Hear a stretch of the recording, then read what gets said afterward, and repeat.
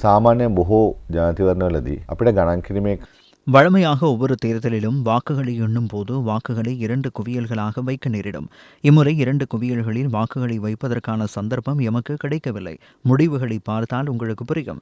வேட்பாளர்களும் குறிப்பிடத்தக்க அளவு வாக்குகளை பெற்றிருந்தனர். இதனால் வாக்கெண்ணும் போது ஓரளவு நேரம் சென்றது. நாம் தொடர்ச்சியாக கூறி வந்த விடயம் என்னவென்றால், குழப்பத்துடன் கூடிய விரைவான முடிவுகள் அல்ல தேவைப்படுவது. கடந்த முறையும் இதே அளவான நேரம் சென்றது.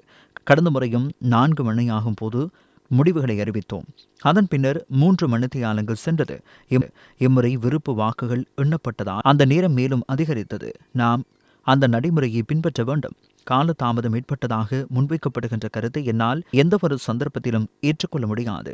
2ஆம் கட்ட வாக்கெண்ணும் பணியின் போது அந்த நிலைமை ஏற்படும். ලෑස්තිත් නැහැ. මොකද හේතුව මේකේ දෙවෙනි අදියරත් එක්ක අපිට ඒක යන්න වෙනවා.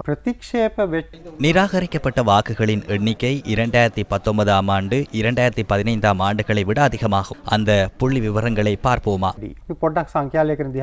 අපිට 2019இல் 1,35,000 வாக்குகள் நிராகரிக்கப்பட்ட வாக்குகளாக இருந்தன. இம்முறை 3,300,000 வாக்குகள் நிராகரிக்கப்பட்ட வாக்குகளாக காணப்படுகின்றன. நிராகரிக்கப்பட்ட வாக்குகளின் எண்ணிக்கை அதிகரிப்பை எம்மால் காண முடிகிறது. அது கவனம் செலுத்தப்பட வேண்டிய விடயமாகும். இதற்கான காரணம் என்ன என்பதை பார்க்க வேண்டும். இதனை இலகுவான விடயமாக கொள்ள முடியாது. எதிர்வரும் தேர்தலுக்கு முன்னதாக இந்த விடயத்தை ஆராய்வது முக்கியமானதாக காணப்படுகிறது. ඒ කරුණු අධ්‍යයනය කිරීම අපිට වැදගත් වෙනවා මේ දිනමැදිනත් කාලෙක.